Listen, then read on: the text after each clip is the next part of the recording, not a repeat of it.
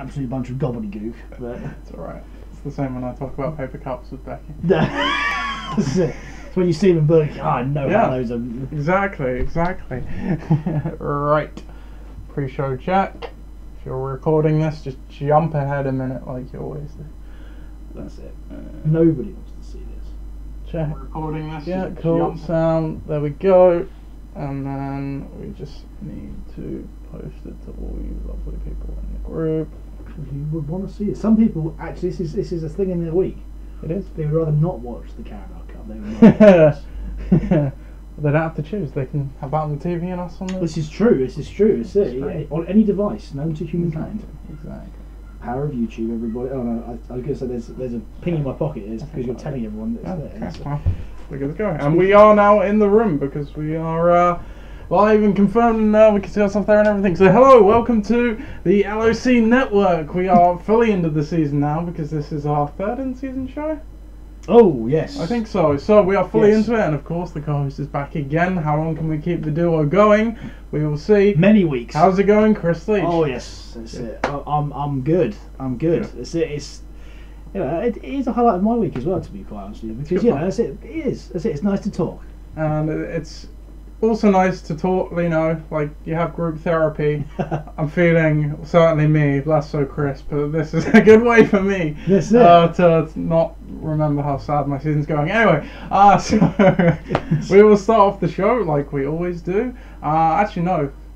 Yeah, let's start. And then we'll go back to something fun that I decided to call the show. You probably already know. We'll actually do that in a bit, just because why not? I don't know why the name of the stream there is wrong, but that's it. Okay, we'll get around that in a bit. Yeah. Anyway, so let's get to the league news. So always with the league news now, we start off with the transactions. So let's take a look at the transactions. So first we have Ben Necessity's adding Tyler Boyd, and they dropped the Lions D. $15 for Tyler Boyd. Now at the start of the season, you would have absolutely called anyone a madman if they were adding Tyler Boyd. Drafting Taylor just in general, yeah. For $15, let alone in $1. But now, I'm actually okay with $15. Yeah, I think so. I think you say the Bengals D have turned that. The Bengals D. He doesn't play on that. The Bengals offense. He might need to. Yeah, the Bengals offense has proved to be a bit more potent than anybody thought they would be. So I think that it's quite. It's in a hot offense. Why not? Everyone now coming into the season was thinking John Ross was going to be that second weapon, and it's become Tyler Boyd. And even with Green out, he got knocked out of the game last weekend, and he stepped up in a big way. So I am perfectly okay with that. Like that. But then they added OJ Howard for Jesse James for $7. So I think this was a bye-week replacement. They've got Jordan Reed, who's on a bye. Don't have a problem with the choice. $7 feels a bit rich. Howard's had a good start to the season. First 2 games was very long yard catch dependent, and he had a solid week 3, more of the normal variety, about 70 yards or so. But I'm not sure someone was racing out. No, I don't think so. I'm going to hang my hat on it now that I was probably going to drop him straight after this week. That feels like something like, you go to Burger King and you buy something for £8 and you go, I'm going to eat that. It's like when you're eating $7 there. That's what, like, you get the chili cheese bites. Yeah. They cost you like £3 or however ridiculous money. You eat one, it's disgusting. It cost me £3. It cost me £3. What am I doing? Yeah. That's it. So let's hope OJ Howard isn't as bad as the chili cheese bites. Let's hope not. It would be difficult. Gridiron Gang added the Packers defense for $6 and dropped the Broncos defense. Now, before you called me a madman, they are playing Buffalo. Okay. And they did surprise Minnesota last week, but I'm gonna hang my hat for the second time already in this podcast. That was a blow. That's got to be. Surely. I mean, let's be honest. Josh Allen looked great though, didn't he? I've got him in a dynasty league. I'm pretty happy about that. I'm sure. Yeah. I mean that. I mean, if he actually had a receiver, a running back, an O-line, a defense, he might. Actually. He can do it all though. Yeah. He can clearly do it all. So yeah. Exactly. We shall see. But that name is also added Baker Mayfield for $5. All set. Obviously, Baker Mayfield was not playing until last Thursday when, somewhat fortunate for him, concussion to Tyrod Taylor, not so much Tyrod Taylor, made it so that he came in and he's become Cleveland's new hero because, of course, 14-0 deficit led them to a 21-17 win, I believe. Yeah, I was watching an interesting documentary the other day about Brett Favre. Right? Brett Favre, the legend that is. Now he came in very much, and he came in very, very similar circumstances and had a great career. So Baker Mayfield, back in you, pal. He certainly looks like the most confident Browns quarterback I've seen since I've been following the NFL. So yeah, he did look like the real deal. Still had some rookie mistakes that he got away with, but that's normal. Wasn't Josh Allen though? Josh Allen, that's a different kettle of fish altogether. Indeed. What else we got here? So ADOZ added Vance McDonald for $4 and dropped Eric Ebron. Vance McDonald went for a really long touchdown, I believe, in Monday night's game. Eric Ebron is Eric Ebron. We criticised the Eric Ebron move when it first happened, and he did nothing last week. Not a lot. And that was with Jack Doyle out. He got targeted a few times, and there was a few sketchy moments, but he didn't do it. But in a really what is a Titans-staffed league, after the big guys, $4 for the chance of someone. I quite like Vance McDonald in the off-season. I've got him in a dynasty league as well, because he's always been one of those athletic guys going back to the San Francisco days. So I don't mind $4 for a punt on a potential start. No, I agree. Speaking of startable Titans, Ricky Seals-Jones re-emerges. $2 Tom Tyrants, and they dropped Jimmy Garoppolo, sadly, only after adding Garoppolo last week after the podcast for $7 for Dak Prescott for him to tear his ACL, so that was a shame. But Ricky Seals-Jones, $2. His everything I've been reading since week 1 is saying that you need to add this guy, because while the Arizona offense has been absolute hot trash, they have in a pile of Indian food. He's been on the field pretty much every play, and when you're like that as Titan, production comes. He's super dynamic and super quick as well, and that's the difference. He's one of those guys that's not really a blocking tight end as such. He's way more than that. I had him for a little bit last season. He was showing the sort of potential then, but now I think he's definitely part of the offense there, and going forward, and a big part of it too. Definitely. And Tom Sarrance also added Cody Parkey for $1 and dropped Robbie Gould. That's kind of poetic irony that Parkey plays for the Bears. Talk about that at Eli Manning. That's a blast from the past for $0 and dropped Dante Moncrief. Okay. Don't know why. Okay. Can't remember who his starter is, but Kirk Cousins is on a bye. I feel there's better options out there. We're going to probably heavily criticise that one when it comes up in the matchups. Pittsburgh Steelers defense got added by Pakistan. They play Baltimore this week at home, and they drop the Panthers. That's a strange one as well, because they've been rinsed this year, Pittsburgh. Yeah, and Baltimore have actually looked decent on offense. Going into Hinesfield, a bit different, but still, that's a bit of a head scratcher. I can't remember who Carolina are playing either. They might be on a bye, actually. Yeah, I think they are. Chris Ivory was also added by Pat for $0, and they dropped Robbie Anderson. Now, there's kind of two surprising things here. Robbie Anderson was kind of like a mid-late round pick in the draft with upside. He's not been good. No. I don't mind the drop there. Chris Ivory.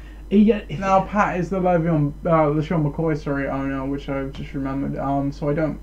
Yeah, that's fair enough. I get that. But also he did something last week, which was catch like a massive. Yeah, it was pretty. Kept a massive catch and run. That was about it. Yeah, I mean. In a run. I didn't actually want to look at Pakistan's team there, I apologise. But it's, I mean, if McCoy plays, it's a volume play, but there isn't going to be too many weeks like last week for the Bills. In a running offence that sucks. By the way, can I just say, I saw Pat in Tesco yesterday. Right? Breaking news. And I can't believe it. I was leaving. I was going home, and he was just there. And he came in, and I was like, "Hey, Pat," and he had his headphones on. He just went straight past. That's it. Oh, nice. I mean, I bumped into you at Tesco's, and we had a nice chat. That's it. That is true. Pat, you bump into Pat. That's it. You don't want to do that. See, he had his basket. He was going. Honestly, he was on a mission. I don't know where he was going. I don't know. He was straight towards the fruit and veg aisle. So he's going for something good. Hey, you got to get that avocado. That's it. Yeah. I don't know what. Pat, if you're listening, what were you buying? That's it. Yeah, please comment. Like I should say, either Facebook message us, or we have the iPad now, so we can actually see the messages. So if you're watching, which there might actually be 2 people watching. Hello to our 2 viewers. I don't know who you are, but please comment and interact with us if you want to, and we would love that. Injury news then. So, Gridiron Gang.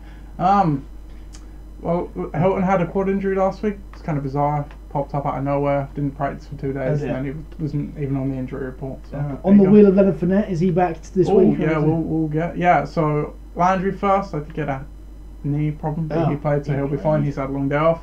Go away, Facebook notifications. Who even? Oh, Nate's got some friends, everybody. The match betting community. How's that? Yeah, Leonard Fournette hamstring. So it was kind of a weird one. That saw signs Friday, Saturday night was saying he'll play. Then Sunday it was like he ain't playing. Yeah. Now I did listen to a little bit more for context on this, because there was no real mention of a setback or anything. But if you recall, TJ Yeldon was also iffy to play with an ankle injury in the game. I think it was kind of a situation of if Yeldon couldn't go, they'd probably have played Fournette. But if Yeldon could go, they'd probably give Fournette another week off. Yeah. And that's the way it fell. And the Jags are probably regretting that decision after crap their game, though, wasn't it? 9-6 loss to the Titans. Wow, So, the Titans look awful as well. But Fournette's been practicing this week already, so no setback there. So I would imagine he'll play on the weekend, but you never really know with Doug Moran, as you know from last year. Indeed. Mike Vrabel. We have our first bye week, of course. Alex Smith is on a bye. Marquise Goodwin returned from his deep thigh contusion last week. Yes. He did, yeah. But then Garoppolo tore his ACL, so other than that, Matt Brady also hyperextended his knee. I thought he tore his ACL. I felt upset, but then he came back in the game, so it was fine. But still questionable if all he as plays well. This weekend. And yet he. Well. Also, we had another player out on Sunday. Where was Chris at the NFL's LOC HQ on Sunday? Oh, I'm ever so sorry. Yes, it didn't really work out for me on Sunday. So that's it. I hope to do better with my attendance record. So who was there anyway? Viv was there. Just Viv. Just Viv and me. Oh, then okay, yeah. I mean, you live here, so. You just wait. We'll have a loft to watch the NFL in before long. Is that a true thing? That's breaking news too. You get all the breaking news on this show. Whoa. Yeah. That's it. We'll have a loft to watch the NFL. This is NFL. This is a proper HQ. We could even do the draft there. Yeah. Wow, you heard it here first. This is. We'll see. Yeah. Wow. Isn't it great watching the LSU report? Whatever it's called. You get all the tidbits that you don't get otherwise. All of these things. Yeah. The injury news now. So not really related to Gio Bernard, but Joe Mixon, I've seen, could return as soon as this week. I heard that, which is good. Which to be fair, they said initially it was going to be 2 weeks. 2 to 4 weeks. So yeah, let's take a minute to remember that Nige did spend $25 on Gio Bernard. That's it. To be fair, had a good game. He probably bought him, and he got him a win. Yep. So I guess you can't criticise that too much. If you want to spend a quarter of your year's budget on 1/16 of it, then you're welcome. I'd probably do that for a win at this point. Cam Newton's on a bye.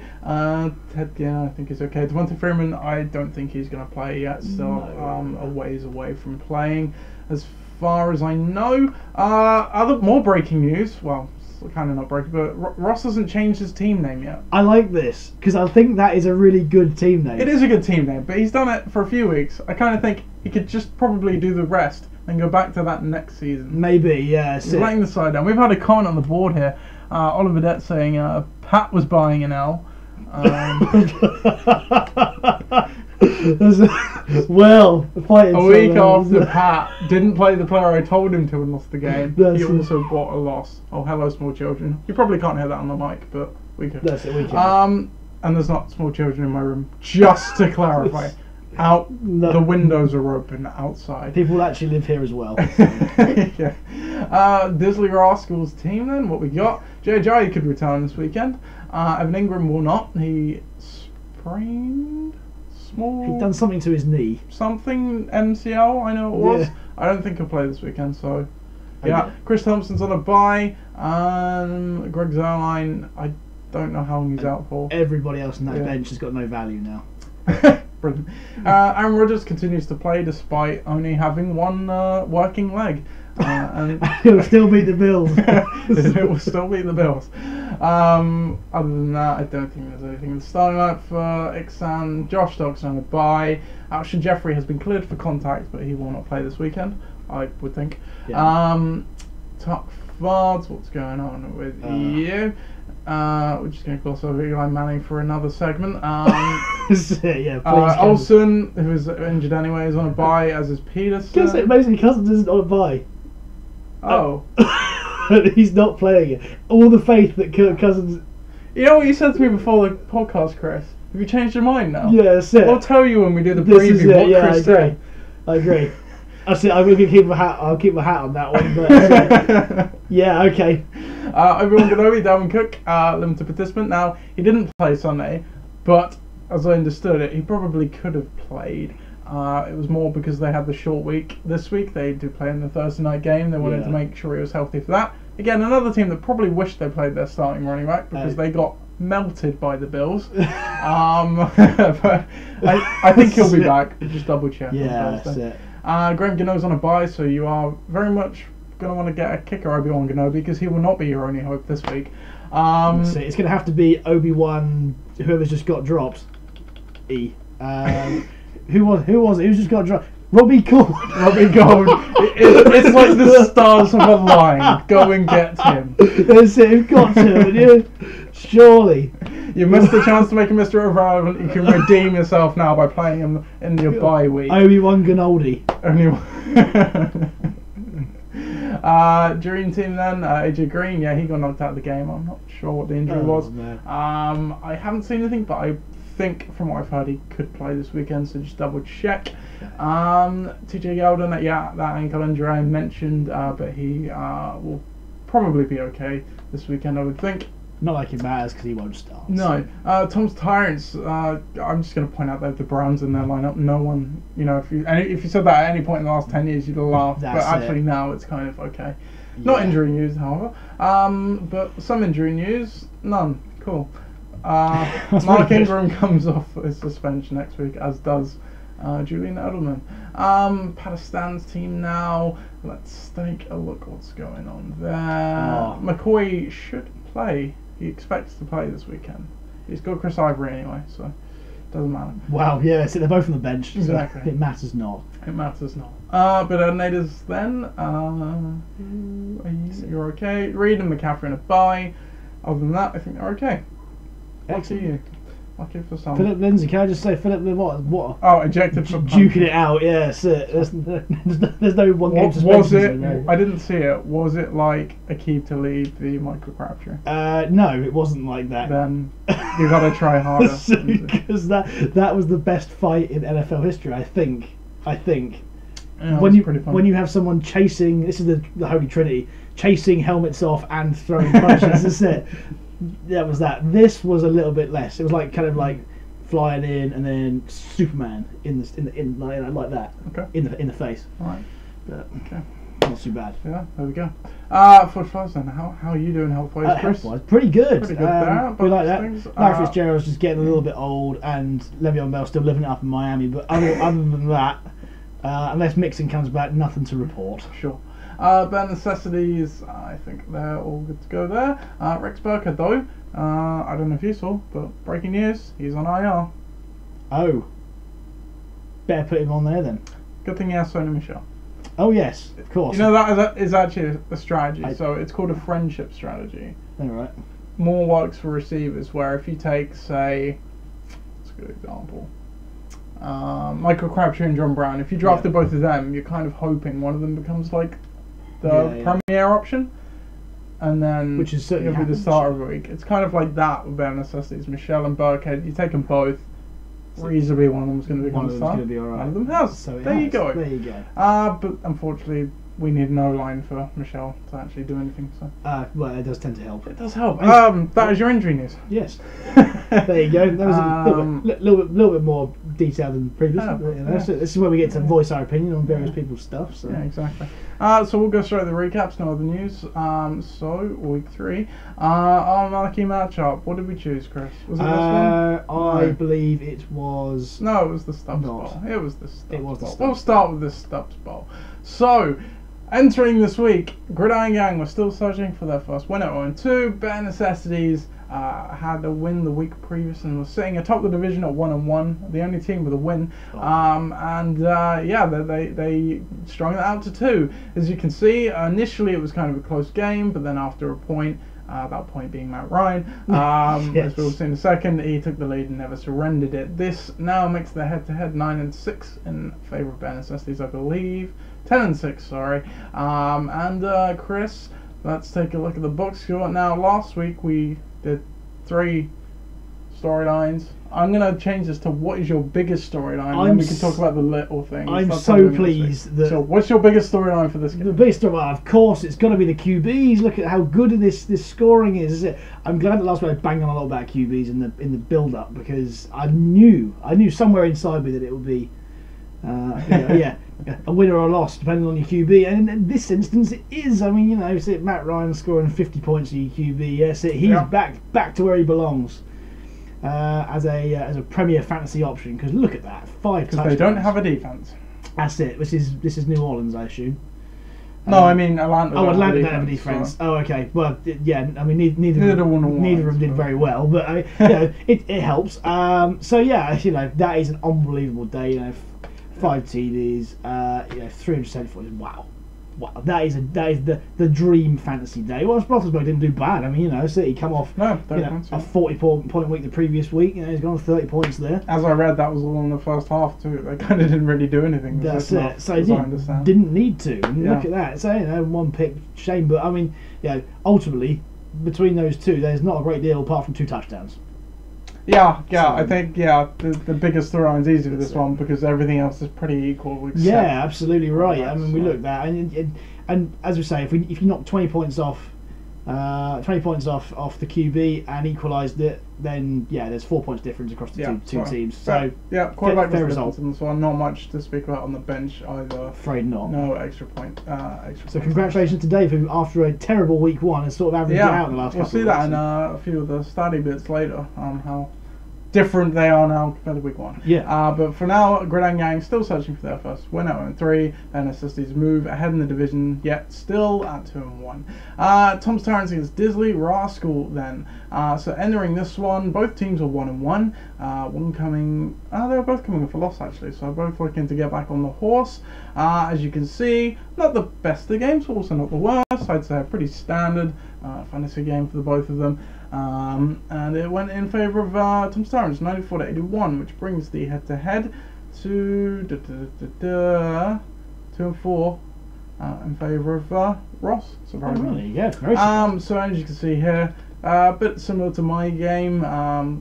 Ross had the early lead, but Tom quickly erased that and never let go. Chris, what was the biggest storyline of this game for you? Well, the biggest storyline I think here has to be the shootout between the receivers. As we said last week, we said that Disney Rascal have a lot of receivers who on their day could be fantastic. You look at Thomas, you look at Ingram, you look at Cup particularly, and obviously they've got their premier option in Mike Evans. And I think there, I mean, you look at it, and Cup had a decent day. That's it, as most Rams players do, but in general these days.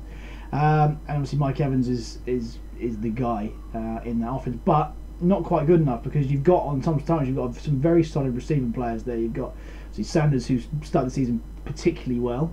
I think the better option in Denver too. I think so, as is proven here. And Devontae Adams, who each week is the number 1 option for Aaron Rodgers anyway. And you look at that, and you know there was in a loss. Fantasy wise, if you get even double figures in your receivers, then you're looking pretty good. Definitely.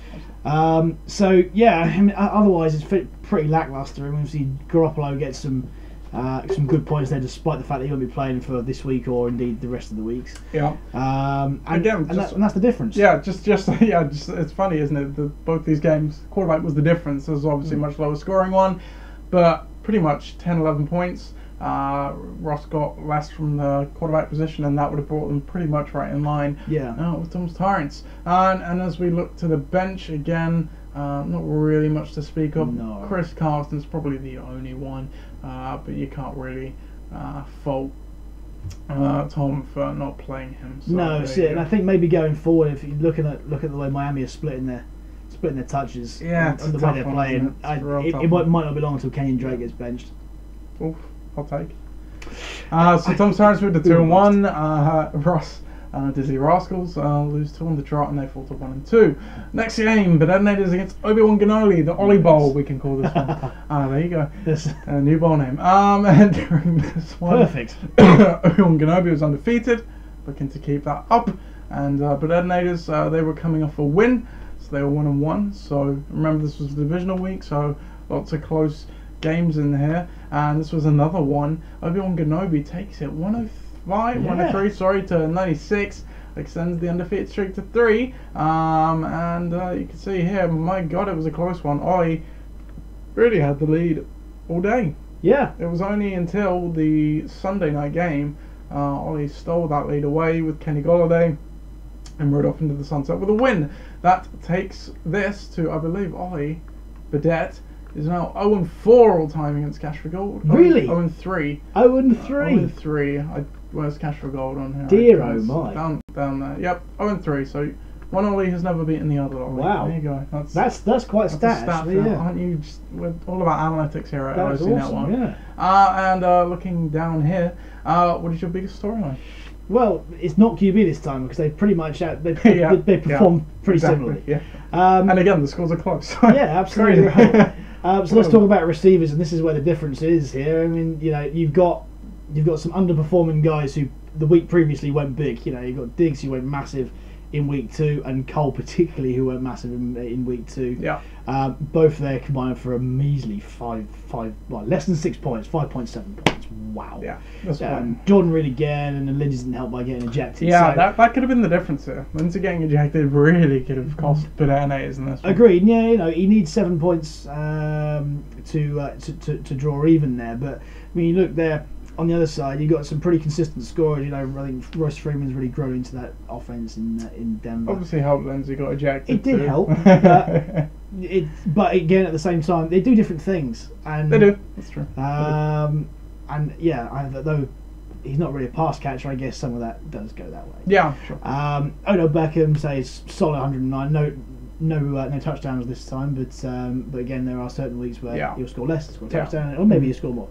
And Golladay is a real breakout this year in that Detroit. Yeah. So yeah, I mean I think also we talk about the value of defenses every year. Special teams won this for Ollie Gardner here. You can see, I think, to be fair, like you said, the quarterback's pretty even. Running backs not so great on Ollie Gardner's side, but were pretty good on Ollie Burdett's side. But his receivers were bad and Ollie Gardner's were good. They're split all the way down pretty much, but it's those special teams. Graham Gano and the Bears putting up, was that 10 more points? Yeah. In their counterparts? No, 10, 8 more points. Yeah, 8 more points. Yeah, which again is the win. And for a team like Jacksonville who prides themselves on being that dominant D. Well, in a 9-6 loss to the Titans, weird game. Weren't quite that. Titans have been involved in some really strange games this year. They have. But yeah, for a defense that was taken so early in the draft, I'm not really sure that always they the paid risk, back yet. Yeah, this is what the analysts always say every year. It's so much can change on a defensive level for each team each year that it doesn't make sense almost. Personnel-wise, they haven't changed a great deal, which is strange. They also, but at the same time, they just haven't been as boom dominant, I guess. Definitely. So that's the. But 3 picks for Arizona. That's when you played against. Yeah, and it was almost poetic that Bears would have picked 6 Josh Rosen and won the game for Obi-Wan Kenobi had it not been called back by a penalty. But he won because of Kenny Golladay anyway. So there you go. Good old Kenny. Good old Kenny. That's how the cookie crumbles there. But then it's for the 1 and 2. Yeah, Ollie Gardner. Oh, I know what I was going to say before we move on. Does Patrick Mahomes make Obi-Wan Kenobi a contender? I think when you have any player that's real star value, star fantasy value. I mean, Mahomes is in real life too, but I think it does because you're always going to have a consistent basis, especially when you're in such a dominant offense like KC is this year. It's exactly the same as what I had with Gurley last year. I think that Phil's probably finding this year too. Is that when you've got someone who's always going to score points, always going to score probably 25 or more. That's a quarter of what you want to have. Yeah, absolutely. It doesn't take a great deal of the rest of the team to make it up 75 points. Sure, absolutely. So for sure, I think it's gonna be hard to beat. Is that what Ollie Gardner's been missing all these years? We see him, consistently. He's a lower scorer, right? I mean, I think you could count on one hand easily the amount of times he went over 90 points last season. You've got to say it's a great punt taking him in the draft, because many people wouldn't have done that. Pairing with Drew Brees as well, quite a combo. And that, but yeah, I think consistent scoring is what anyone wants. And when you have that, and when you have a good mix of that, yeah, you definitely would put yourself in the ring, especially now at 3-0. Definitely. Next game then, Fortifiers against ADLZ, the other Portsmouth Division game, and equally as close as we can see here. Both games separated by 7 points. Crazy games. In fact, if all these teams had played each other this week, they would have all been mental games. Yeah. Because they were all pretty close. But ADLZ did take this one, 109 to 103, and they win 2 on the trot now, while you drop your first of the season. And as we can see in the chart here, it was pretty close all day long. And on the Monday night game, we'll see the player who sneaks it. I'm sure you know who sneaks it in a second. But he takes it away for Nige. History of this matchup then now goes slightly in favour of Nige, 7-6 over you, Chris. Yeah, okay. Well, that's it. Might be another opportunity. There will be another opportunity this year to even that up. What's the biggest storyline of this one? Yes. Yes. Right, so let's talk about Cam Newton for a start. I think Cam Newton here, obviously he's won the game for him. I think everything else pretty much is how it is. It's pretty consistent throughout scoring wise. Juju's obviously had a nice night to win in the game. Yep. But Cam, being how Cam is, it's all about touchdowns here. And this is the value that he gets, because you get those rushing touchdowns at key moments. I mean, his passing yards are absolutely abysmal. You know, 150 passing yards. But when you pass 2 touchdowns and run 2 in yourself, plus 36 yards rushing. Exactly that. You're going to end up with good scoring, and he did that towards the end of the game. So this is the thing. He went from, I think, 25 to 33 points. Right. In the fourth quarter alone. Right. It might even be more than that. There are also other things. Kareem Hunt in his garbage time. There was a lot of that. I think there was 4 points in garbage time. 44 rush yards. Exactly that, with two touchdowns. I mean, yes, these fantasy figures look great, but it's all very touchdown dependent. But that's what wins you games. And if you've got guys who can do that, then fantastic. I also like the tactical start as well of Lockett with Russell Wilson. I think any other time or any other receiver that day, and there's let's take a quick look at the bench points. I think they probably still would have won it with Ginn, but it would have been closer. Ginn would have been the only other option at receiver. That's right. I guess they could have kicked the running back into the flex, but the guys there probably not. On the other side, I know for me that I had no desire really to play Shepherd or Allen. Yeah, I mean Callaway in the wide receiver 2 spot. Granted, he had a really good week before, which is why you added him. But I mean, God, he's not a guy you want to go from waiver to starting on an on-bye week, is he? That's right, exactly that. And I guess I put him in there on the basis that Landry was going to be limited in some way, but he wasn't. Right. So that's on me, and that's ultimately. But to be fair to you, you can't really criticise you. You're not playing Javorius Allen, and again, I understand why you wouldn't play Sterling Shepard. So yeah. And then after that, what do you have? You had an injured Joe Mixon, Le'Veon Bell not with the team, just can't play tight end in that spot, and Larry Fitzgerald, who hasn't been good and had a bum hamstring. Exactly so that. You were kind of backed into the decision. Quite right, and that's my issue. So yeah, I ultimately it's a good week from recovering from a week that wasn't very good. The previous one.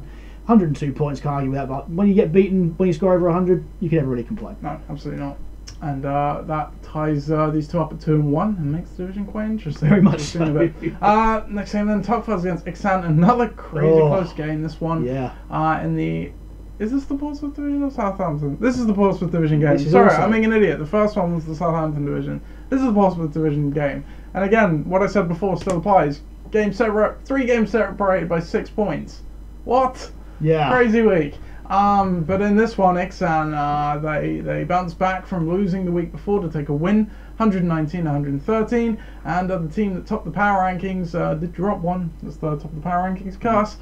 They fought a 2-1. As we can see here, Ben jumped out to quite a big lead, but then, my goodness, look at that comeback there. That line's basically vertical for the Tugflies, nearly end of the 6 p.m. games, but it flattens out pretty quickly, and Ixan does just enough to erase the deficit with a heroic comeback by Ryan Fitzpatrick. History of this matchup now goes to Ixan.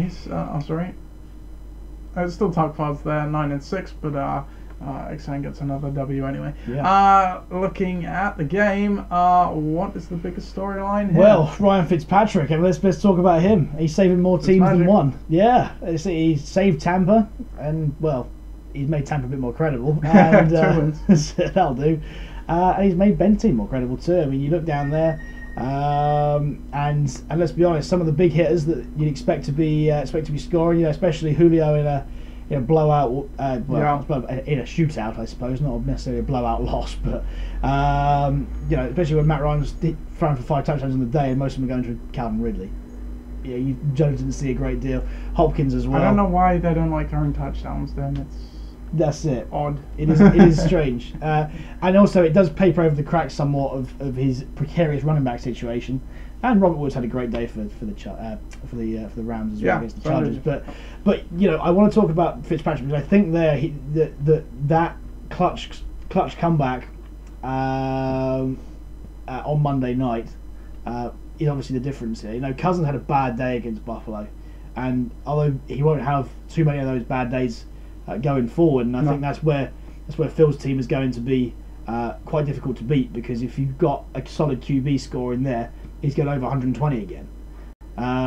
Especially when you've got guys like look at that. You've got the Rams D kickers doing well. Yeah. Will Fuller's playing well with. Awesome. How even Tyler Eifert had a decent game. Tyler Eifert. It's going in your favour when that happens. Michael Thomas looks an absolute beast. I will say this now, that Phil's team looks frighteningly good, and and on paper it should be doing an awful lot more. Keenan Allen, by the way, just I don't know what's going on with him. Yeah, he's at about to start the year. Yeah. Chargeritis for someone so good. Yeah. So, but it doesn't matter necessarily, because when you've got guys who can score, if it's not Allen that's going to be Gurley scoring massive amounts, if it's not Thomas that's going to be Cousins that's going to be scoring, it's going to be throwing 4 touchdowns. So I said before the poll, before we started, that Phil's team, that I really am going to put my hat on the peg and say that I'd like Phil's team to be able to do well this year, because I think that overall he does have the most balanced, most scary, most ability to score points every week, despite the loss here. Yeah. I mean, if we look at the bench, it's exactly the same. You've got Gobley's turning up now. Marvin Jones is always going to be there or thereabouts in the offense, and Adrian Peterson, who's had a second wind in Washington. So there are threats all over the place. While with Ben's, yes, Aaron Rodgers still got to come back in, but it's difficult actually at the moment. You play Aaron Rodgers with one leg or Fitzpatrick with 2 and a working arm. Yeah. What are you going to do? What do you do indeed? And that's what I was alluding to earlier. But Phil is choosing to play Eli Manning this week, so if he does pulls crap like that, you will swiftly, and I will let you swiftly hop off that train. Indeed. Next game. In the Tuck Files we trust, it's about time. There you go. Pakistan is the dream team. It's one team we can't trust. Nice little rivalry. But wasn't the best of games this one, unfortunately. The worst one of the week. So both teams actually were searching for their first win in this one. So the loser of this destined to be 0-3, and the loser was Pat. But again, you can see another disappointing score, 68 points. Viv, not much better, but he's had a pretty good 2 first weeks, 87 points. As we can see in the chart there, Pat did actually take a quick lead, presumably the defense, but Viv quickly just won this one in good fashion. The history of this matchup then, where's the dream team at? There they are. They are now, Pakistan's right at the bottom, 3-1 over Pakistan all time. And what was the biggest storyline in this one? Pat. Right, so I think here, both teams here have, I don't know, questionable running backs. I think Alvin Kamara obviously is the guy in the Dream Team's offense, but I think without him, Peyton Barber is not the sort of guy you want to be backing up, because he will likely do mediocre things or nothing. Yeah. And Corey Clement, again, came in for Ajayi, but that's unsustainable. That's it, exactly that. Ajayi comes back, he's the guy. So unfortunately, you've got a lot of players here that are on the down. Obviously, those 2. AJ Green's injured for indefinite period of time. Ertz, now that Wentz is coming back in, is he going to be able to see his own form increase? Probably, but he was always very touchdown dependent last year.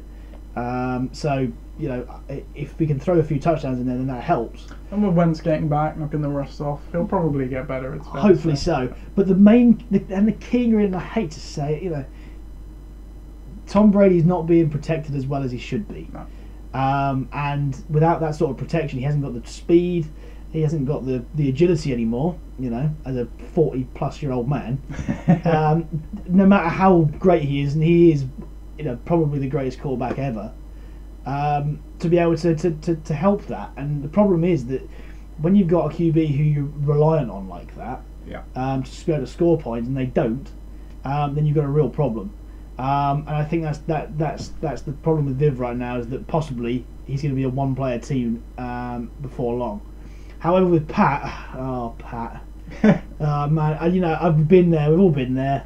It's been such a climb down from all the hype we've had over Pat's team. It feels like for the last few years. I agree. Nathan and I have been there. You know, when you just can't get out of the rut, and the problem is you can't get out of the rut because you haven't got a running back that's credible.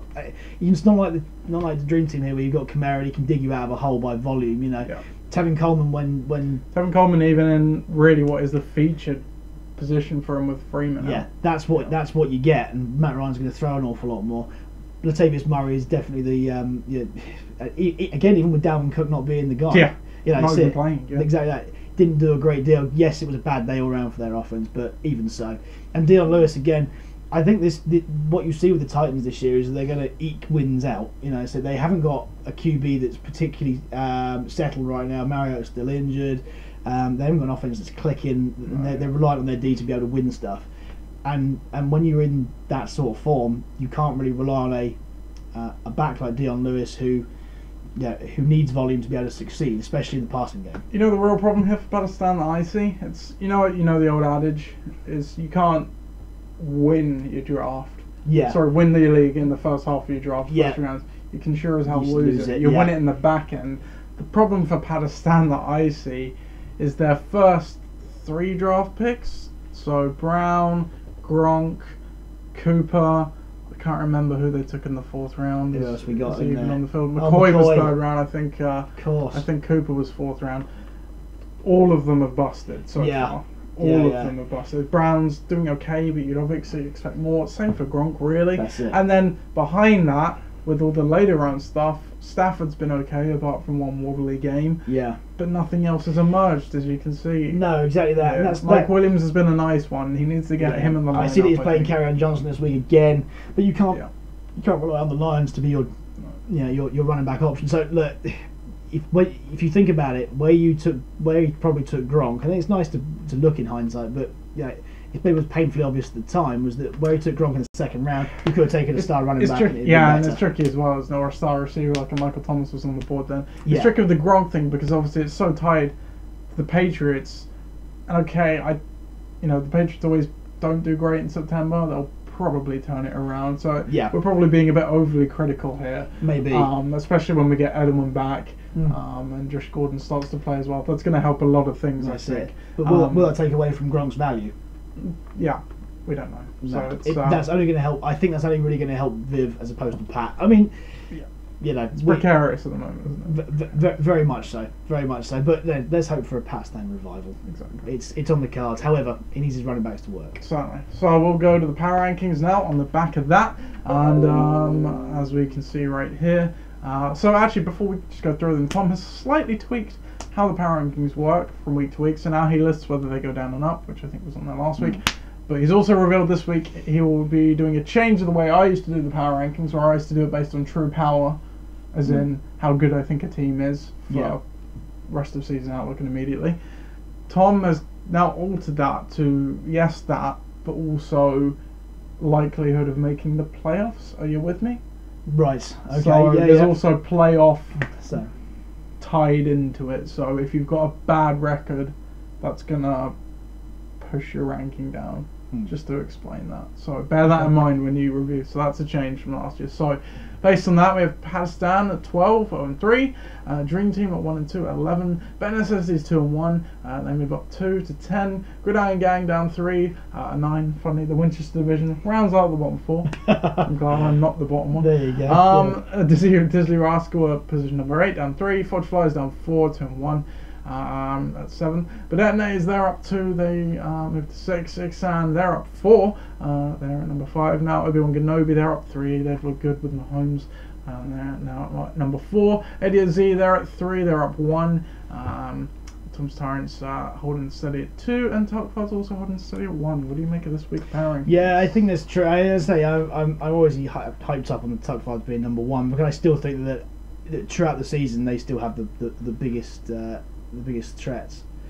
But yeah, anyone who can score over 100 and 110 points 3 times in the last 3 weeks, deserve to be there. I think when you look at Tuckfords and Tom's Tyrants, they absolutely are. So yeah, playing Nige this week, I think he's got some threats that maybe didn't come to the fore this week that can come out. So the top 3 are pretty much stone in. Unfortunately, as we saw this week, Pat for the last couple of weeks has scored less than 80 points, and that's where you get. And we'll see in a second when we look at the more statsy side of everything. With 13 weeks to go, I mean there's a long way to go yet. Certainly. And for sure.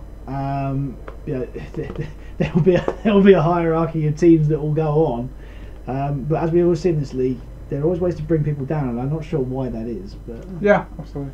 So we'll take a look at the milestones now. So we like nice round numbers, so we can highlight good things about teams.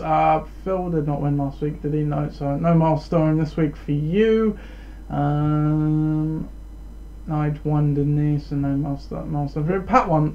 Viv won though. He gets his 50th regular season win. Congratulations, Viv. That looks like the only milestone for this week. I'm afraid so, yeah. But that's okay. So we'll look at the standings now. If we go to the standings, and my phone kindly. There we go. So we're doing standings and stats. This is our next section. Standings and stats, and we're going to do a little. This is the Nath side. So this is the Nath. This is my job. Southampton division then. Obi-Wan Kenobi, league leading 3-0, the only undefeated team left standing. With Tom's Tyrants right behind him at 2-1, and then Detonators and Disley Rascal running out 1-2. Portsmouth division, all at 2-1. There you go. It's all very open. Bit of a gulf in points between Tuckford's ADRZ and then ADRZ in the other 2, but still very competitive. And then Winchester division has 2 0-3 teams in it, running out the bottom with Dream Team at 1-2, and then Bare Necessities at 2-1. So the name of the show, you probably noticed, or it's not on the thing, but I tried to name it. Kiss, Marry, Kill. Which division do you choose? Well, so Chris, go on.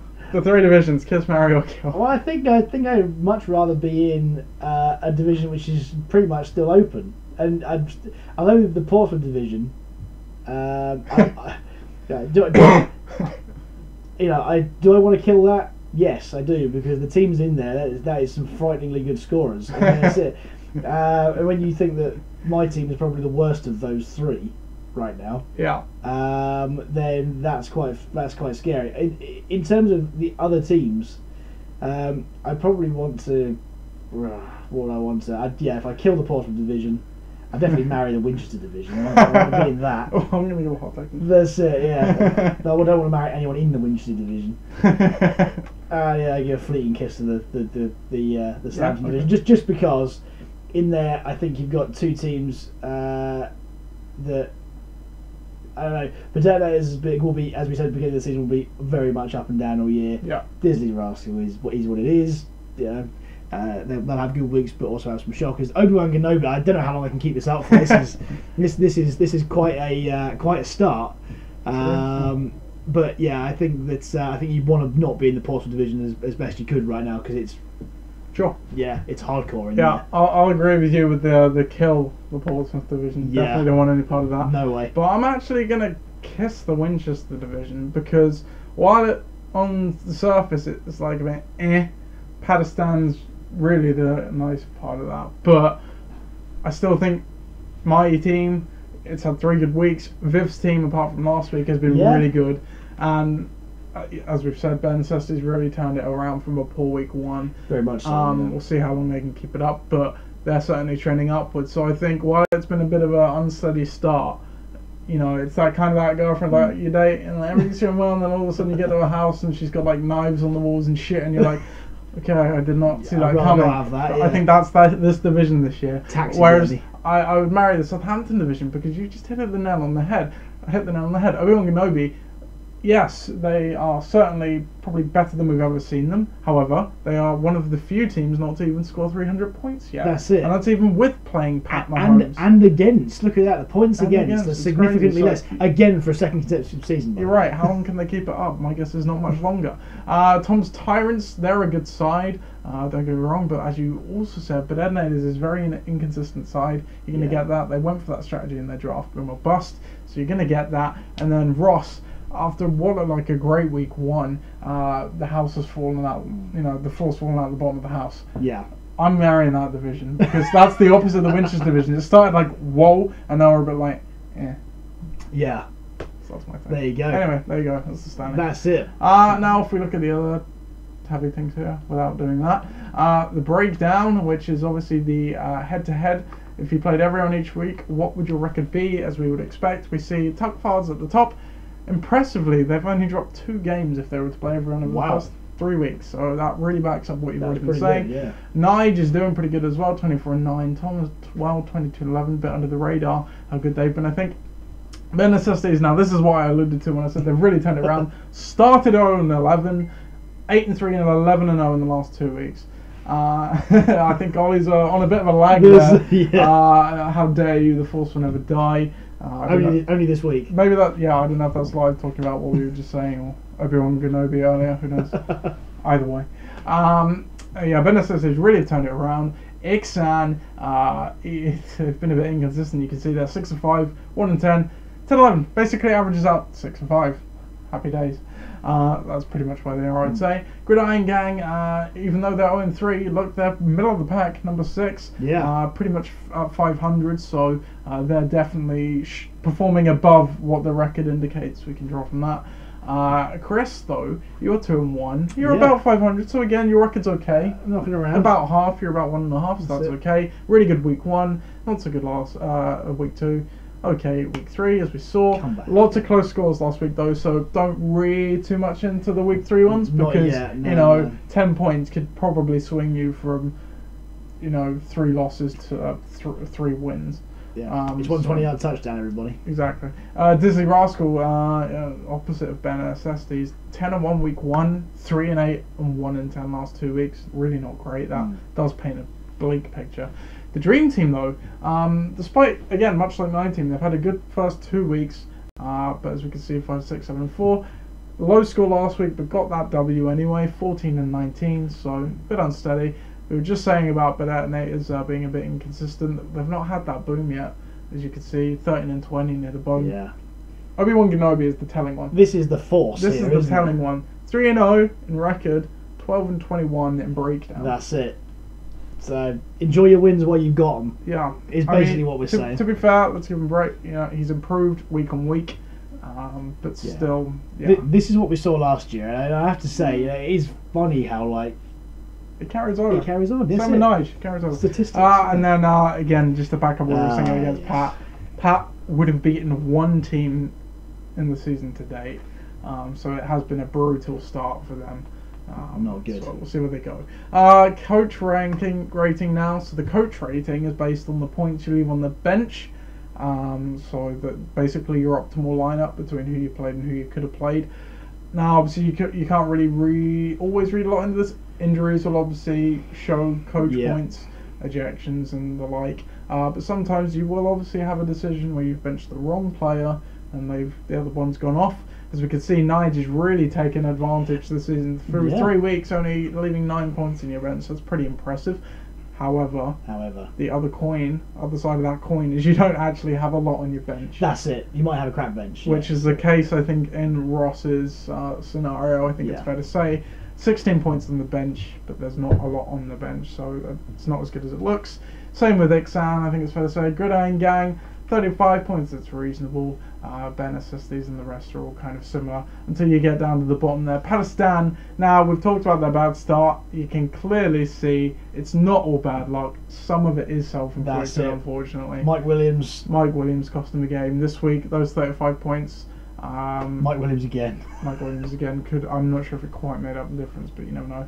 And bizarrely though, we're criticising Obi-Wan Kenobi. This is the other side of it. The breakdown is awful. They've left a lot of points on the bench, most of them being Patrick Mahomes. That's true. First 2 weeks. Well, the second week Patrick Mahomes certainly. Third week I can't remember who they left on the bench. Drew Brees I think had a bit more, maybe another player. And then finally the true ranking. Puts all of that together, gives you points based on your standing in each of those categories as well as your record and points forward. So you can see ADLZ are actually above the Tugfards. The Tugfards are obviously number 2. Ixan are doing pretty good at number 3. But again, some of the things we already talked about that play into it can influence, that don't necessarily tell completely the true picture. But again, you see some struggling teams kind of in the middle of that. I'm so pleased that we're absolutely bang average in the middle. That's it. I am too. That makes me feel better about my own 3. Can I just say as well, didn't say it in the standings, my team, most points conceded, 4th highest points forward. Yeah. 0-3. Got to clutch them straws. I'm the Houston Texans of 2018. Houston Texans. Yes. Yes, indeed. But you can see at the bottom as well, much the same as we've already been saying. So that is your statty aspect of the LOC Network. What is next on the schedule, Phone? Would you please tell me? We've got to be going to this week's preview. We do. We are indeed going to. We're going to smash it out. We're going to try and attempt to do this in 15 minutes today. So yes, that's it. Absolutely. So we need to pick a marquee matchup first, though. So we've got Gridiron Gang against ADRZ, Disney Rascal against Ixan, Tugfards against Obi-Wan Kenobi, Dream Team against Tom's Tyrants, Pakistan against Bedenades, and Forge Fires against Ben Necessity. So this is another interdivisional week, so playing Team Sun Division. My gut is this one right now. Do you know what? That's funny because mine was too. This is the highest scorer against the lowest scorers. And it's the lowest conceded, I suppose. So one of the 3-0 teams and one team that was undefeated last week, somewhat unfortunate to not win. Yeah. So here we go. This is the marquee matchup: Tugfards against Obi-Wan Kenobi. So obviously, as we just said, Ollie's on a 3-game win streak. Phil drops his first game of last week. Projections currently have this one 100-89. Looking down the lineups, Eli Manning has come into the starting lineup for Kirk Cousins, who's playing LA, but we'll talk about that in a second. Yeah. Any other changes there that I can see? I don't think so. On Obi-Wan Kenobi's side of the ball, I think Dalvin Cook comes back into the lineup for, I believe they played Aaron Jones last week. Other than that, Allen Robinson, did he come back in? Did Corey Davis play last week? No, I think Allen Robinson might have been there actually. No. They're obviously going to change the kicker out, so if they add in a kicker, this projection is probably a bit closer. Yeah. The head-to-head of this game, let's take a look. Tugfards are, where cash for gold out, 1-2 all time against Oligana. Wow. What is your biggest hit for this game? Oh well, let's see here. Okay. Let's get it out of the way first, because let's just get it cleared. Let's talk about Mahomes against Denver and Eli against New Orleans. Right then, so Phil's going to lose this game if he keeps Eli. Eli against New Orleans. Now I know that there's been many quarterbacks who've had good games against New Orleans, of which one of them was Matt Ryan last week. And I know that Matt Ryan is as much of a vet as Eli is, but look, I'm quite happy. It's a big risk. Yes, I agree, and he's got two very volatile quarterbacks in the sense that Kirk Cousins is either booming or he's busting, as we saw last week, and Manning is either. Don't forget, LA just lost their 2 starting cornerbacks. This is true. For at least a week. Exactly that. At least a week. And it's not like when you play it in LA that I know they're steamrolling teams, but they are conceding points against them too. It's not like they can steamroll them by no points. So I think this is probably a reaction to what happened last week. Although history tells you with Kirk Cousins, fantasy history, I think he's scored more times under 15 points than any QB currently starting at any game in the NFL that's played a season or more. So that doesn't surprise me at all with him. But to go with Manning in such a game that that really can define where you are in the season, especially against another QB who is likely to go big again, especially against Denver. because they just don't know another way to play KC this year, which is positively. Then yeah, I think that could be a big risk. Saying that, we said previously that it doesn't really matter what he does, because the rest of the lineup is fantastic, especially when you've got Fuller against the streaky Indy D, you've got Thomas again, who's been a bit of a beast. Yeah. Keenan Allen, who you'd think you would bounce back at some point. Gurley, who week in week out just is a touchdown machine, and Lynch, who's good for made yards and a touchdown. And even though the Browns are playing well this year, again it's this East Coast West Coast thing. Yeah. It's a long way for Cleveland to go to Oakland. So look, I think it's better going that way though. I think you're okay. Yeah, I think you're coming backwards. I give you that, because at least you're going backwards in your day. I think if the starting the Rams D here as well can sort of. I mean, they've still got a good front seven. Yeah, exactly. So they're still going to get to Kirk Cousins, but for sure. But it's not all about that, especially when you're conceding points as well. It's not like Minnesota don't have a good offense, and they clearly do, and it was proved in the first 2 weeks. So yeah, I mean, it's the only thing I don't like about that is Eli. But then again, starting Eli in any format recently has been a risk. You asked Tom the year that he had him as a start. This was some years ago, when arguably the offense was. He's not the same quarterback now. Too many years of playing behind bad O-lines and everything. He's a different kind of player. That's it. Who are you picking? Well, look, I can't pick. I can't pick with my professional head on. Ollie's team. I want to say cash for goal every single time. Obi-Wan Kenobi. I can't pick them. They're the lowest scorers for a reason. They've got fairly streaky wins. I'm not sure that they're not. Sorry, they're not the lowest scorers. Oh, okay, they're one of few teams. They're one of few lowest scorers. Pat is the lowest scorer. Yeah. He's the lowest conceded. It's got to end at some point. Yeah. Mahomes, he's riding Mahomes as many good teams do to the to wins every week. I think that's luck's going to run out at some point. I think Phil's has a much more rounded team, is going to win this. Yeah. But it wouldn't surprise me at all, if Ollie put up some sort of fight, because the statistics don't lie.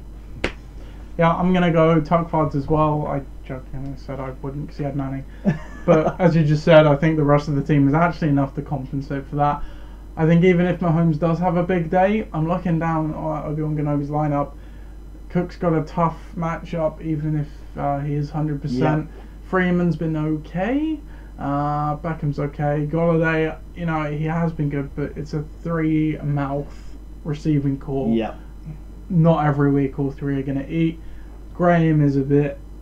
Green Bay Titans are always, you can't rely on them. And then it's the same with Allen Robinson. Watching Trubisky on the weekend, I can't believe he's an NFL quarterback. Yeah. Some of the throws he was doing were just awful. Yeah. So, I mean, if Phil puts Cousins back in, again, I don't love the matchup, don't get me wrong, but I think it's just a much safer play than I just think he's an infinitely better quarterback as at the moment. Even aside from that, yeah, I'm going to go Tuckfards too. But like you said, wouldn't surprise me if Obi-Wan Kenobi still did put up a fight.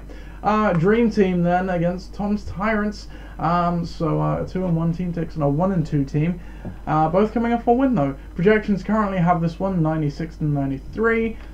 Excuse me. Lineup changes. The Dream team has benched Tom Brady. Big news for Jared Goff. Alfred Morris, I can't remember if he was playing or not. I have a feeling probably not. No, he wasn't, because Peyton Barber was riding the pine.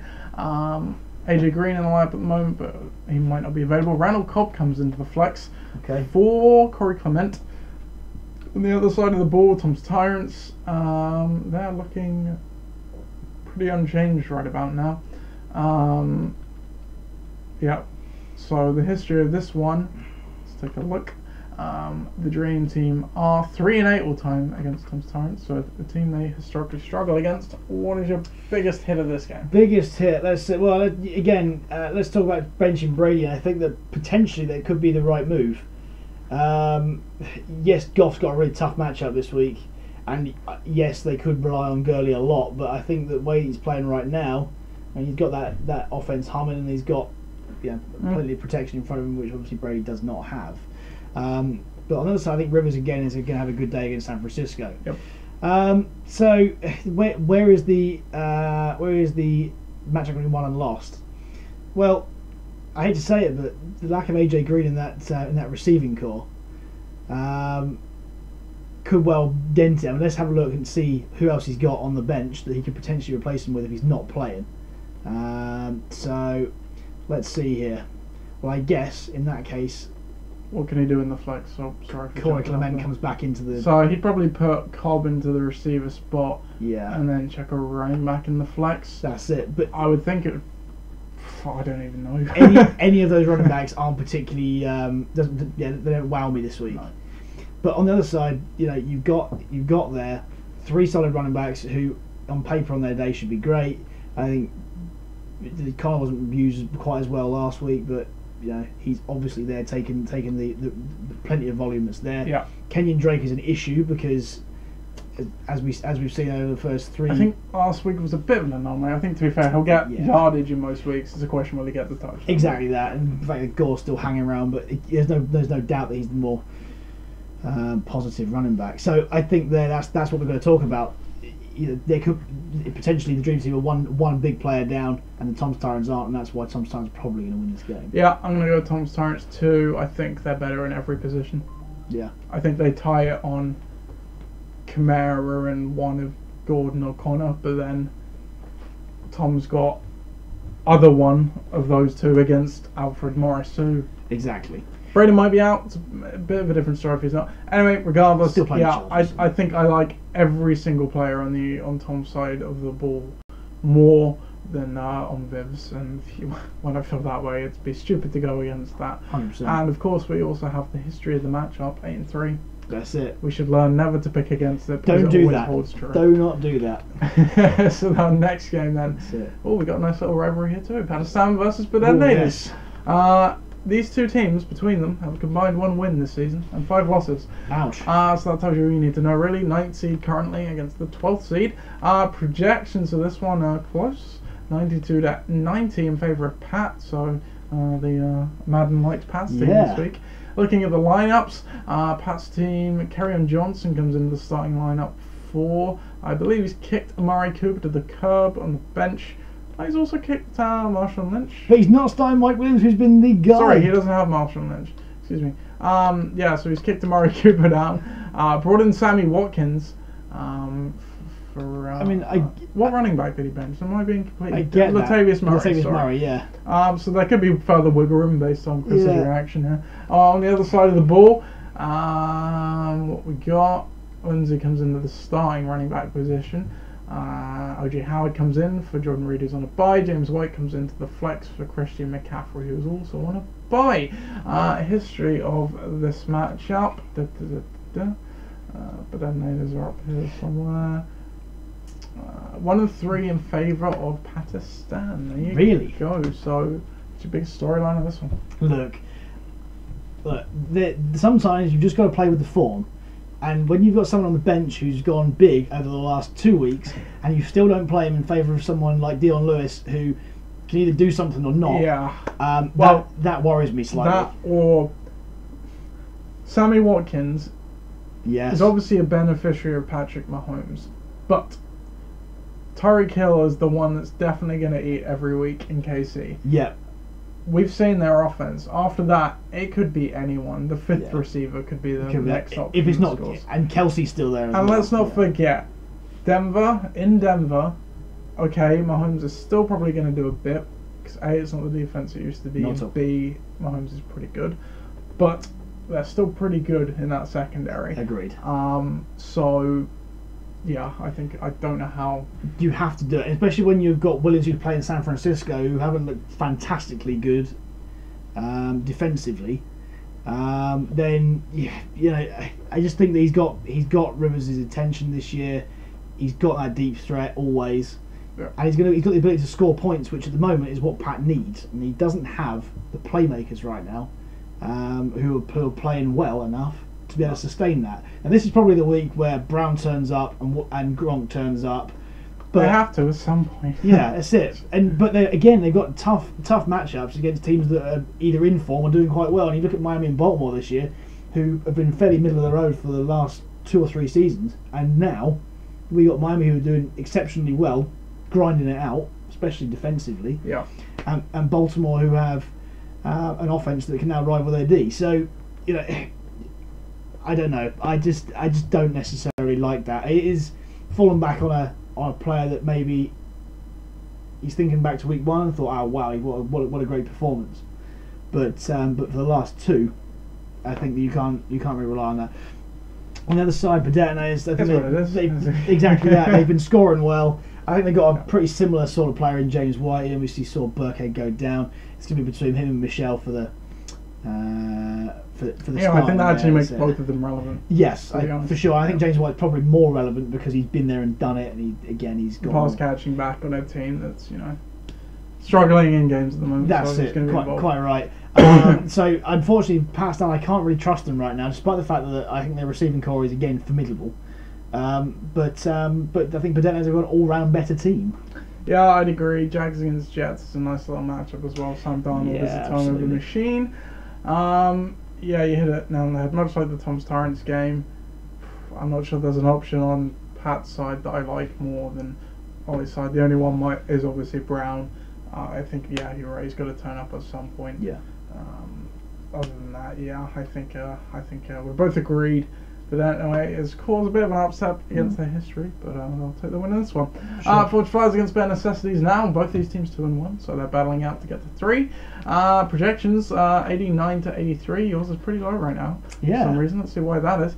And wow, my dad hasn't even got a defense. It's interesting. So on your side of the ball, Stanley Shepard comes in for Antonio Callaway. Antonio Callaway, yes. Yeah, and are you unchanged apart from that? Other than that, we are unchanged. Okay, and on bare necessities side of the ball, I think Sonny Michel's already in there. Deshaun Jackson comes into the lineup. I don't think he was there last week. Maybe he was. Huge. No, he wasn't. Devin Funchess was there. Yeah, I think Aguilar was also there. I'm not 100% sure, but that's I think he was. And yeah, obviously they have a defense on the bench, so it's the Dolphins. Dolphins. So bump up that projection by about 5. History of this matchup. For Flyers, you are 7-5 all time against bare necessities, so a pretty close one. Biggest storyline in this one. Let's talk about how Matt Ryan can be effective again. I think that both quarterbacks have fairly good matchups this week. I think Seattle are going to see a lot of the ball.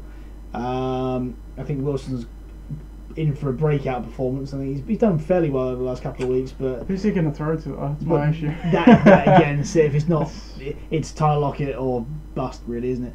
Whilst Matt Ryan's got plenty of options now. He's playing. It could be another shootout game against Cincinnati, who again have been great. So yeah.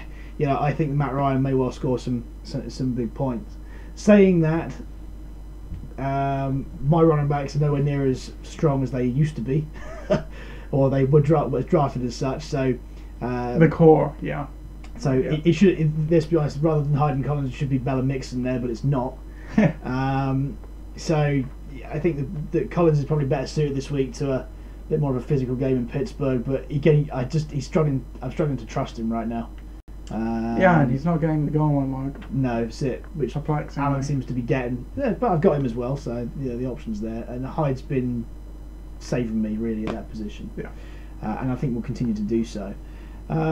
Consistency maybe is the thing I want to talk about for the receivers on both teams, because I know you got Jackson Tate, Kelsey and Aguilar versus Cook, Shepard, Kittle and Brown. Now, let's be quite clear here. The matchups for my team suck. Minnesota, Cook against Minnesota is not great.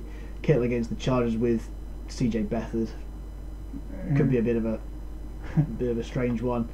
Brown against Pittsburgh away, get a tough place to go and play football. Same as you got Kelsey against Denver and Jackson against Chicago, and Deshaun Jackson, one of those streaky players who either goes for a 50-yard touchdown or does nothing, and that's unfortunately maybe why the projection is so boosted on him right now. Ben Sessy's on the up, and there's no doubt about that. I don't think that my team are necessarily on the way down, but they're not quite where they should be. I also don't like the D matchup for me is not great either. So look, I think Ben Sessy will probably be in the game. It's going to be a close one, I think, again, but I think Ben Sessy have got it just about. Yeah, I can't really call it. No, I know. I think what I'm gonna split it on is really just a couple of players, because there is a lot. I like seeing upside in things, but I'm struggling to see it in a lot of players in this game. Yeah. Hyde is fine, like him, on your side of the ball. Other than that, there's nothing There's nothing to love. that excites me. Ben assisted side, I think Ryan's probably going to do well again, because they don't really have any other option if they want to win a game. And again, after that, I like Tate and Kelsey, but they're more the reliable type as opposed to the I'm going to get you a win type. If you look at the benches on this, just go down there. Is there anyone you can turn to really affect the game? Well, if Mixon plays, maybe for me, but other than that, and I think if Boyd plays with Green out, could maybe come in for Aguilar or something.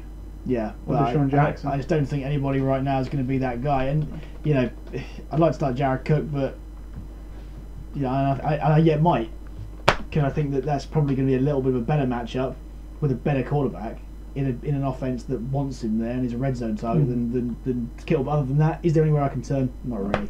Yeah, I'm going to go Ben necessities, but it would not surprise me if this is the lowest scoring game. Yeah, I agree. I'm afraid to say. Yeah. Gridiron Gang against ADRZ then. So Gridiron Gang, one of the other defeated teams, looking for their first win of the season, while ADRZ keep on trucking. They're on a 2-game win streak right now. Projections have this as a nail biter, 95-61 to 95-40 in favour of ADRZ.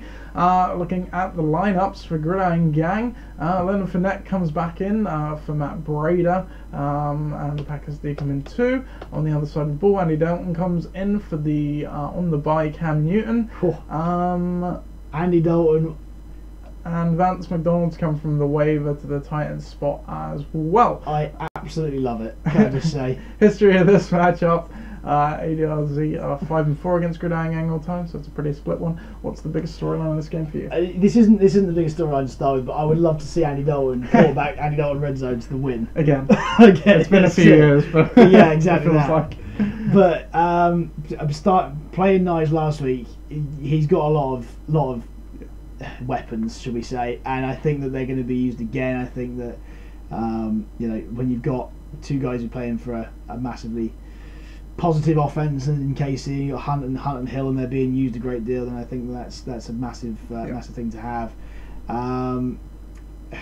Smith-Schuster's been well used in terms of volume this year, and Bernard's that guy who's going to be there or thereabouts on a lot of plays for Cincinnati. So I think they're tough to beat, but let's talk about how they can be beaten. And we've seen Roethlisberger put up massive points this year, albeit this is a slightly better defense, but he's still playing at home, and we know what he's like at home. Yeah.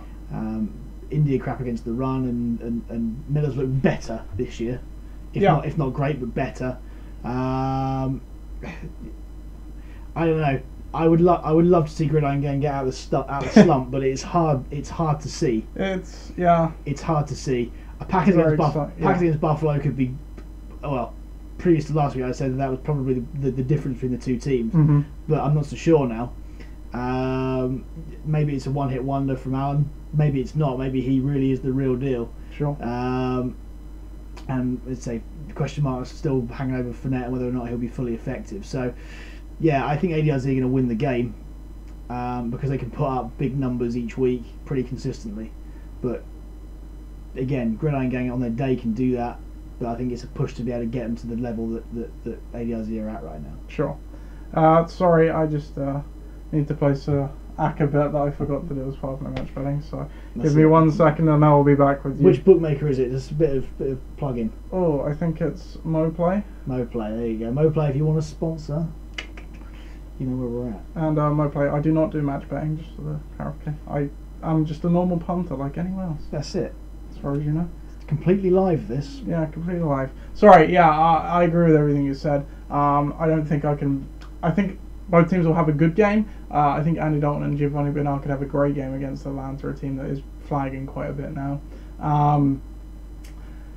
And then behind that, there's a few other nice players on the ADRZ. On the other side of the ball, my team is more the consistent variety as opposed to the exciting variety, or it has been today. Though I will add, I've been without my number 1 draft pick pretty much since week 1. Yep. So he got injured in week 1. I picked my team 3 weeks in a row. I'm not going to pick them again until I actually do get the win. Because even though it's not been that I've just sucked, I've had good weeks. It's just been I've been outscored, and until that's not the case, I don't see how you can pick my team. Yeah. Which is a really weird thing to put it on, but I think it's only fair. Agreed. And finally our last game then, and I'll deliver the thing quickly so I can make sure I've done this correctly. So I also lay on Smarkets, so plug for Smarkets too. I'm going to talk to you about some offers after the game as well. Okay. NFL offer tomorrow. Is there? Oh, your phone's going off. I'll deliver this. My phone's going off. Game on. Anyway, Dizzy Rascal against Ixan. Dizzy Rascal's 1-2, Ixan 2-1. Ross hasn't won since week 1. Ben is coming off a win. Projections currently have this one as 92-87. Looking down the lineups, Dizzy Rascal, JJ comes back into the lineup for maybe Chris Thompson. Yeah. Receivers look unchanged to me, though Evan Engram probably won't play, so make sure you get yourself a tight end, Ross. And on Ixan's side of the ball, Aaron Rodgers comes back in for Ryan Fitzpatrick. Fitzpatrick might be starting. Jameis Winston is back now, so we'll see. And other than that, I think they're unchanged. Okay. So, what's your big storyline? Quickly, we have. I would say that Ixan are going to win this game, so that's where I'm going. Only because I think that across the board they have better players playing better teams or playing in better teams. I think Julio down last week, but he'll improve. Hopkins Indy's a really good matchup, and Rodgers against Buffalo, as we know, is a great matchup. But what the question mark that surrounds this team has always been their running backs. I don't think they're going to be nearly as effective as they were last week. Crowell is one of those guys who one week will do really well, the next week won't. But on the same side, on the other side, you've got Ajayi and Elliott, who may well be one of the best running back partnerships in the league. I think that I also think that on the D side of it as well is that the Texans against Indy is not as great a matchup as Eagles versus Tennessee. Tennessee don't really know where they are right now, and in terms of the QB as well, it's could be Austin Davis this week. It could be because yes, it could be, and that's a real plus. So I think Ixan are going to win. I think that Dizzy Rascal are going to put up some good points, but again, not quite as much as Ixan. Yeah, I think Ixan, they haven't been great so far, but last week was a good week. They've been putting up points. There are obvious potholes on the roster. I mean, Crowell this week against Jacksonville. I almost have a bad feeling that Rodgers might get yanked from this game. Okay. Because if they're winning so much, they're just going to take him out. I kind of have a bad feeling about that. So he's going to have to do his damage for Ixan to get a good score out of him. Henry has not looked good. No. Julio Jones isn't getting touchdowns. Hopkins is seeding to Will Fuller a bit, though still a good option. And Njoku is David Njoku. I don't need to say more. And then Robert Woods is in a Thursday night game, which we all know anything can happen. So there's a lot I really do not like about Ixan, and there's not a lot on the bench they can go to. On the other side of the ball, though, Luck's not look like the Andrew Luck we know. Ajayi's coming off an injury. How much work will he get? Elliott's going to be fine. Demaryius Thomas, well, I've already explained that he's not going up against a great defense, so he'll probably get a fair bit of work, but he's definitely not the preferred option in Denver. Evans should be okay. Ingram's not going to play, and then again, Cooper Kupp's in that Thursday night game. So I take back what I said. This could be the lowest scoring game of the week. Maybe. I'm going to go with Ixan, like you said, team in better form. Yeah, it's not a nice game. It's not a given by any means. Not a given. And that is your LOC Network. We promised to get shorter each week, and we got longer. That's it. But it didn't feel like we're still under an hour and a half, and hopefully you found it very useful. Yeah, and somewhat entertaining. There is only now one person watching, which is us. So strong, but I hope most of you watch it and catch up. Yeah, hopefully so. Anyway, we're going to go watch the football. Chris is probably going to have his dinner. I am, so I'm going to eat. Enjoy the rest of your evening. Have a good weekend. Enjoy the NFL. Come to mine if you're around. And, actually, I'm not this weekend because I'm in Paris this weekend. So enjoy Paris. Thank you. We'll see you later. See you later. Where is the mouse? There's the mouse.